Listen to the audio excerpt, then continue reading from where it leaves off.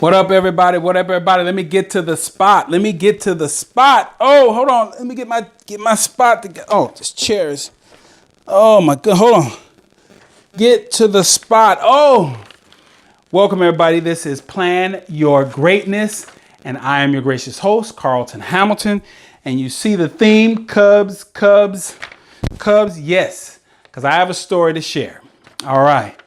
And I hope this inspires you because this is talking specifically about staying motivated, staying focused. All right. Back when I first started my professional baseball career, I can tell you the day, March 7th, 1984.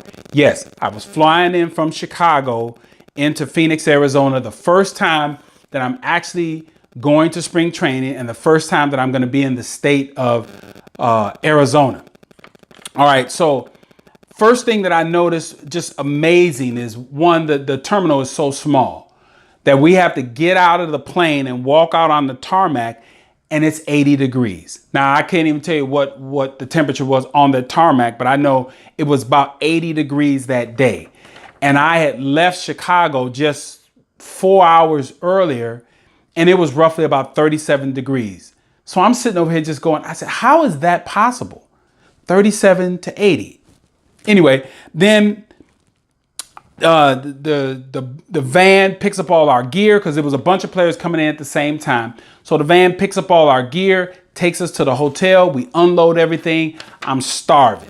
So I start walking down the street from the hotel. And the first thing that I notice is I'm looking around and I'm going, there's orange trees just lining the streets. So I snatch one of those oranges off the tree, peel it open. The skin was super thick and I bite into it. And it was the nastiest orange it was just absolutely just disgusting.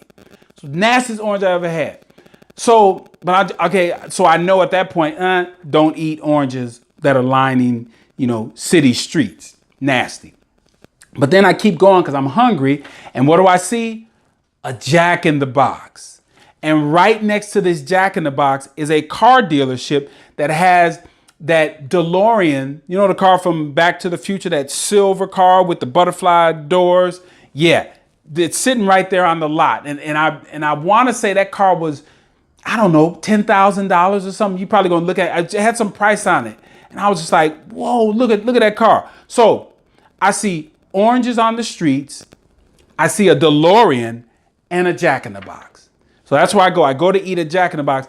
They had gone out of business. So back when I get back to the hotel, I call my mom and I go, hey, they got Jack in the Boxes here. Now I tell her about the oranges and stuff, but I'm like, that Jack in the Box is here. Rodney Allen Rippey, the commercials, that Jumbo Jack. I'm just like, oh, I'm freaking out.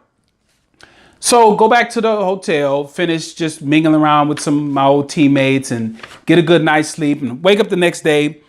We go to Fitch Park, which is, you have to walk down there. Some players rented cars. I didn't rent a car. I just walked down there because it was, I don't know, maybe a half a mile down the road. You walk to the facility. So you get dressed and everybody gets there. We start a little bit later because the rest of the spring training, we started at about, could be anywhere from 7 to 8.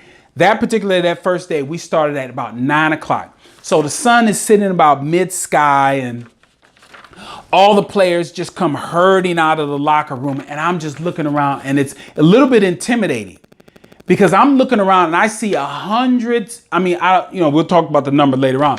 But I just see all these dudes in these uniforms, all identical. And I'm like, wow, these are all Chicago Cubs. I see all ages, I see all sizes, and I hear the Spanish players speaking. I hear guys talking from the South and guys, from New York and all. I'm just looking around just going, wow, what the heck is going on? So we do our little warming up, we jog, we do a little light stretch standing up. And so now we're stretching on the ground. And so as I'm doing that, I'm just kind of looking around and I'm just kind of taking in the scene. And this is what I hear. Good morning, everybody. Yeah, he had a bullhorn. Good morning, everybody. This is Tom Snyder. Yes, Tom Snyder.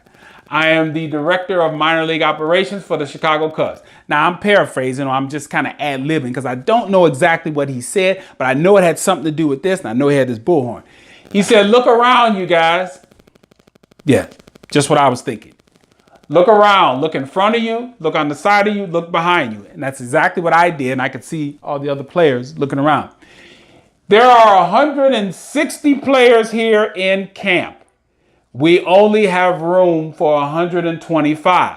So guys, look around. Ask yourself, are you going to be one of the guys who makes the team, or are you going to be one of the guys who go home? Now, think about that. You got a little shook just by listening to that. Okay, I didn't necessarily get shook because look at it, I'm 19, I'm arrogant, I was a pretty high draft pick, I got a little money to sign. So the first thing that came to my mind was, I don't know who you talking to. You talking to 35 other dudes. You ain't talking to me. Literally, I was like, you're not talking to me. I ain't going nowhere. And it wasn't because I felt I had security because I was drafted high. It was just the arrogance and the confidence I had that, no, I'm making a team. Rest of you dudes, y'all can miss me. Hey, nice to meet you. You know, send me a postcard, but I'm going on. So as I'm sitting there stretching, and again, I said before, the sun is about mid-sky out to the east, coming west. Coaches are walking around and you could see them mingling with other players that they know. Hey, how you doing? How's the kids? How's your off season? And players looking up. Oh, yeah, man, it's good. Blah, blah, blah. And so I'm just sitting there and I see this one black coach come walking down the row that I'm in as far as stretching. And he looks at me and he says, well, before he says anything, he moves himself right in line with the sun so that the sun is hitting him in the back so that I can look right up at his face. But I'm kind of looking down, but I see him block the sun out. And he says, so rookie, what are you thinking? Now, I hadn't really given it much thought what I was thinking. But right before I answered this question, the things I was thinking was, man, they got Jack in the Boxes down here. Man, I just saw a DeLorean yesterday and there's oranges out on the streets. And how is it 37 degrees in Chicago and 80 degrees here? Man, that's what my mind is going through at that moment. But then when he asked me the question, he said, what are you thinking? My mind pushed all of that to the side. And this is what I said. I said, you know what I'm thinking? In 2 years, I'm not going to be sitting down here. I'm going to be down the street a couple of blocks working out with the major league team because the major and minor league teams didn't work out in close proximity. They had completely separate fields. You know, the minor leagues had these 3 fields, locker rooms, everything. And the big league team had their own facilities down the way. And so he looked at me and he just kind of smiled and shook his head and he walked off. I didn't think anything of it. Now, that was 1984. So for the 1984 season and the 1985 season, that was the most phenomenal 2-year stretch that I had because that season, I only pitched half of a season and I made the All-Star team. I ended up getting hurt toward the end, but up until the All-Star break, I was selected as the All-Star pitcher and I couldn't pitch in the game. Then the next season, I made a promise to myself that I was not going to get on the disabled list. And I led the league in complete games. I led the league in shutouts. And I was the #1 prospect in the league. I made the All-Star team and we won the league championship. My teammate and roommate led the league in hitting. He is now the manager of the Washington Nationals, Dave Martinez. If you went on my Facebook page, you would actually see our team photo and you would see him sitting there. And we were roommates. We were real good friends. You know what? I probably need to reach out to him and just see how he's doing and, reconnecting with him. But I've been so busy with other stuff besides going to prison. The other thing is the greatest baseball player, in my opinion, and the greatest hitter was in that league. And I got to face him in that league and I got to face him in winter ball. And that was Barry Bonds. And what I'm getting at is that in that league, I was ranked higher than Barry Bonds as a major league prospect. So then I go down and play winter ball and I come back the following spring and I get put on the roster. So my dream and my goal of being down the road in 2 years came to light. Okay, so I go down there, the major league team, I'm working out with them. They don't have any room, typical of most rookies. And they call me in the office and they say, hey, not Mr. Hamilton, that's what they call me now. Hey, Carlton, keep doing what you're doing, keep working hard, stay healthy. And if we need a spot and you're doing well, we'll bring you up. Or when we expand the rosters at the end of the season, we'll bring you up then. Just keep doing what you're doing. Keep working hard. Keep taking that great left-handed stuff that you have and utilize it. Get better. Listen to your coaches. They gave me the big old speech. So I go down to to minor league camp, and there's a big buzz, because everyone knows I'm the #1 prospect in the organization, left-handed pitcher. I have every tool there is to, take me to the major leagues. And so when I'm coming down, everybody's like, where am I going to be? So they put me on the AA team. A lot of guys that I played with the year before. So it was great. So I'm, getting to meet my old teammates. And it's just a wonderful environment because I'm back with the guys that are around my age and experience and everything. So by the time that I get down there, we're not having this massive stretching. We're broken up in groups. AAA's stretching over here, AA stretching over here. The 2A teams are stretching over here. So I'm with my team.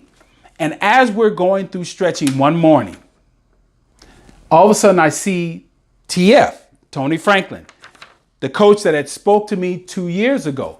But I'm not making any sort of connection. I know him as TF now. What's up, TF? How you doing? What's up, man? What's going on? And he looks at me and he kind of folds his arms and he says, do you remember the conversation that we had a couple years ago in spring training?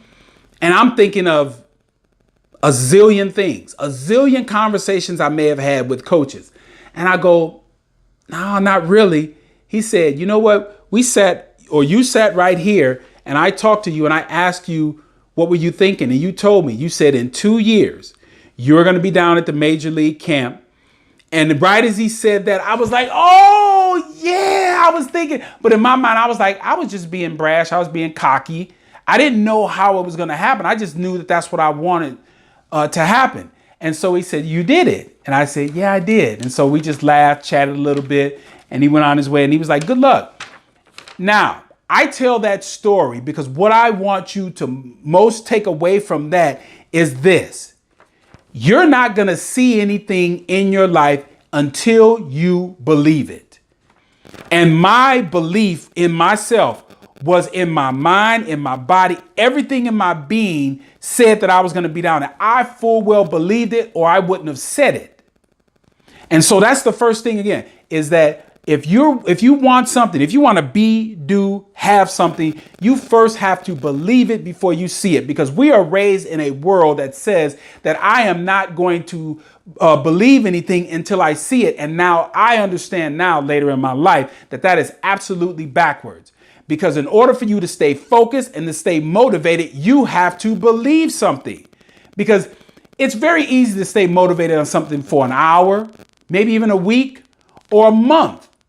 Okay, it's real easy. We see people do it all the time. They work out for a day. Oh yeah, I went to the gym. Don't do nothing else. Oh, I worked out for a week. Don't do nothing else. Oh man, I done been working out for the last 30 days at the gym. And then you see this slow decline to where they get to the point. They don't stay focused. They don't stay motivated. And the only way that you can do that actually becomes real is you have to believe it in your own being. Because I saw myself in my mind down there.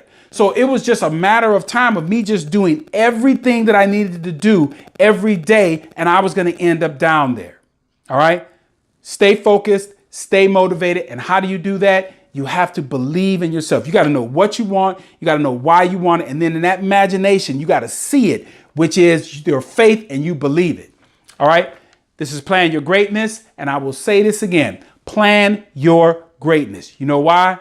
Because no one else will. See you next time.